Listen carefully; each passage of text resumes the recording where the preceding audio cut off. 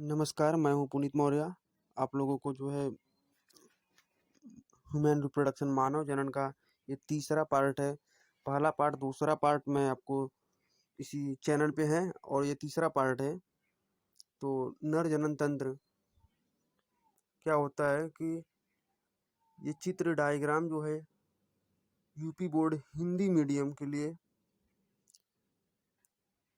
वृषण क्या होते हैं, ये उदर गुहा से बाहर होते हैं, वृषण कोश में स्थित होते हैं वृषण।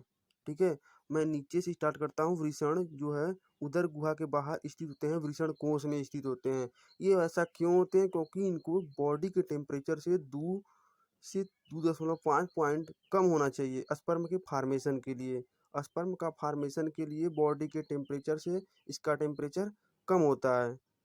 ठीक, इसके बाद शुक्रवाहिनी क्या होते हैं? शुक्रवाहिनी एक ऐसी नलिका है जो क्या करती है कि स्पर्म को, शुक्राणु को शुक्राशय तक लेकर जाती है। शुक्रवाहिनी एक ऐसी नलिका है जो शुक्राणु को शुक्राशय तक लेकर जाती है। ठीक, तो फिर शुक्राशय क्या होता है? शुक्राशय मूत्र मार्ग, शुक्राशय मूत्राशय के पीछे स्थित होती है। ठीक, शुक्राशय जो होते हैं मूत्राशय के पीछे स्थित होती है, जो चिपचिपा द्रव का स्रावण करती है। ठीक, यह वीर्य का लगभग 60% भाग बनाता है। शुक्राशय में जो द्रव का स्रावण होती है वह वीर्य का लगभग 60% भाग बनाता है। फिर बात करते हैं मूत्राशय। प्रोस्टेट ग्रंथि क्या होती है? प्रोस्टेट ग्रंथि मूत्राशय के आधार पर कई पिंडों से बनी प्रोस्टेट ग्रंथि स्थित होती है। देखो यहाँ पे कई पिंड हैं।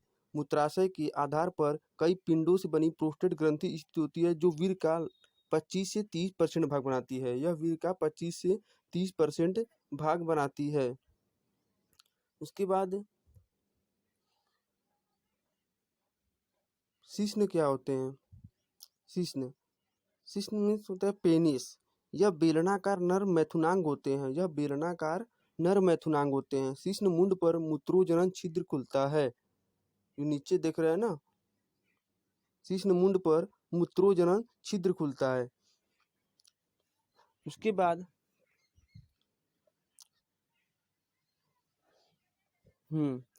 ये चित्र जो है, अभी तक मैंने क्या क्या बताए थे कि वृषण जो है वृषण कोश में स्थित होते हैं। ठीक, शुक्रवाहिनी क्या होती है? एक ऐसी नलिका होती है जो शुक्राणु को कहाँ लेकर जाती है? शुक्राशय तक ले जाती है। प्रोस्टेट ग्रंथि क्या होते हैं? ये कुछ मूत्राशय के पीछे स्थित होते हैं, जो चिपचिपा द्रव का स्रावण करते हैं। ठीक है, शुक्राशय क्या होते हैं? मूत्राशय के पीछे स्थित होते हैं, जो चिपचिपा द्रव का श्रावण करते हैं। वीर्य का लगभग कितना परसेंट भाग बनाता है? 60% भाग बनाता है। ठीक ना। फिर प्रोस्टेट ग्रंथि क्या होते हैं? कि मूत्राशय के आधार पर कई पिंडों से बनी प्रोस्टेट ग्रंथि स्थित होती है। मूत्राशय के आधार पर कई पिंडों से बनी प्रोस्टेट ग्रंथि स्थित होती है, जो वीर्य का कितना परसेंट भाग बनाती है? 25 से 30%। ठीक, जो होते हैं नर जनन अंगों को प्राथमिक तथा द्वितीयक लैंगिक अंगों में विभेदित किया गया है। तो प्राथमिक लैंगिक अंग क्या होते हैं? वृषण होते हैं। ठीक, वृषण के अलावा जितने भी जनन तंत्र के जो अंग होते हैं वो सब द्वितीयक लैंगिक अंग में आते हैं। प्राथमिक लैंगिक अंग, अब बात करते हैं प्राथमिक लैंगिक अंग। ये प्राथमिक लैंगिक अंग मतलब वृषण। जहाँ बात करें प्राथमिक लैंगिक अंग मतलब टेस्टिस, वृषण, जो कहाँ स्थित होते हैं? स्थित होते हैं वृषण कोश में। ये वे छोटे अंग होते हैं जो लैंगिक कोशिकाओं या युग्मकों का निर्माण करते हैं। मतलब वृषण में ही युग्मक का निर्माण होता है, वृषण का, टेस्टिस का, सॉरी शुक्राणु का। साथ ही कुछ हार्मोन्स का भी सिक्रेशन करते हैं। ठीक,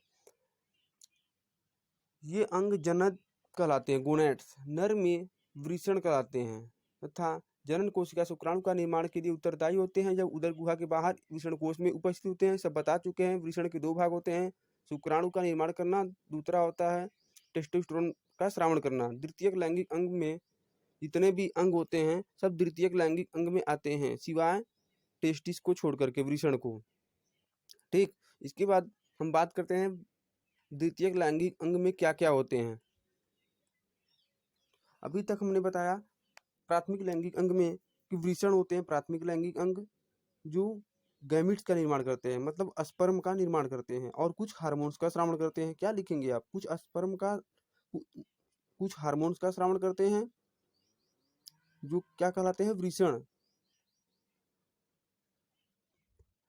स्पर्म का निर्माण कहाँ पे होता है? शुक्राणु का निर्माण कहाँ पे होता है? वृषण में होता है ना, या उदर गुहा के बाहर वृषण कोश में उपस्थित होते हैं। इसके दो भाग होते हैं।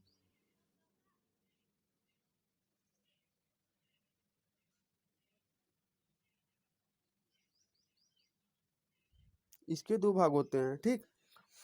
अब द्वितीयक लैंगिक अंग कौन कौन से होते हैं? वृषण कोश अभी हम बताए थे, फिगर में ही सब बता चुके हैं, और यहाँ पे सिर्फ नोट्स दिया हुआ है कि आप लोग अगर नोट्स चाहिए तो लिख लें, ठीक। वृषण कोश क्या होता है? वृषण कोश वृषण को स्थिर रखने के लिए आवश्यक होता है, टेम्परेचर को मेंटेन करने के लिए। शुक्राणु निर्माण हेतु शरीर से कम तापमान की आवश्यकता होती है। वृषण कोश ताप नियंत्रण यंत्र के तौर पर कार्य करता है तथा यहाँ का तापमान शरीर के अन्य अंगों से कम होता है। हमने पहले ही बता चुके थे। शुक्रवाहिनी क्या होता है? शुक्राणु शुक्राशय तक पहुंचने के लिए शुक्रवाहिनी की सहायता लेते हैं, ठीक है। शुक्रवाहिनी के द्वारा ही शुक्राणु शुक्राशय तक पहुंचते हैं।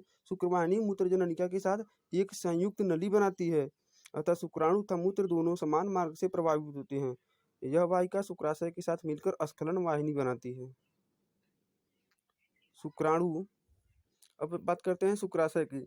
शुक्रवाहिनी शुक्राणु संग्रहण के लिए एक थैली जैसी संरचना, जैसे शुक्राशय कहते हैं, उसी में खुलती है। शुक्राशय एक तरल पदार्थ का निर्माण करता है जो वीर्य के निर्माण में मदद करते हैं, ठीक है। ये भी बताए थे कितने % भाग बनाता है? 60 से 65% भाग बनाता है।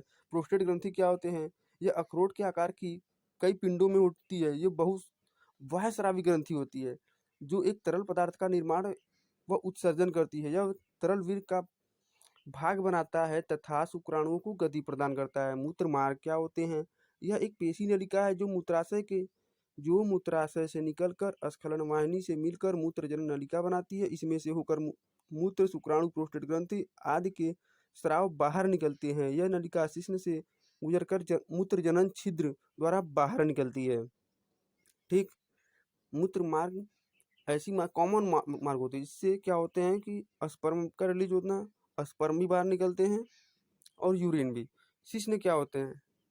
ये एक बेलनाकार अंग है जो वृषण कोश के बीच लटका रहता है, ठीक है। जो ये लटका रहता है, यह इरेक्टाइल मैथुनांग होते हैं।